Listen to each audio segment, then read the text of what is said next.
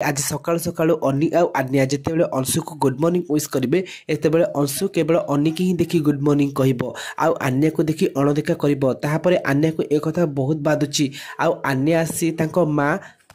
आद्या को कहते माँ मु गोटे कथा बुझीपारुनी आज अंशु अंकल को मु गुड मॉर्निंग कहली हेले से केवल अनिक ही रिप्लाई देले आ मो आड़ को से टिके भी चाहेलेनी मु कौन भूल करदेली से कौन मो ऊपर रागिचंती आ एक कथा सुनी आद्या को कष्ट होची आ आद्या कहउचंती बधे तोर कथा से सुनी पारिलेनी आ एक कथा सुनी पुणी थरे अन्या कहउची अरे से केमिति सुनी पारिबेनी मु तो तांको बहुत जोर से कहली बधे से मो ऊपर रागी जाइचंती या पर आद्या कहउचंती बधे अंशु कर किछि काम थिबो सेति से तरतर होई चली गले आ यार फायदा उठे मल्लिका जाई शालिनी की कहूची अरे आपण कौन कहते मनीष तार प्रथम प्रेम को केबे भूलेनी मनीष तार प्रथम प्रेम को भूली जाए किंतु प्रथम प्रेम में मिलता धोखा को से केबे भी भूली पारे ना जहाँ को शुणी शालिनी आ आद्या को झटका लगी। ते फ्रेंड्स आपण को कौन लगुच कौन अंशु बे आन्या को अणदेखा कर जदि हाँ ताली येस बोली कमेंट करेंगे।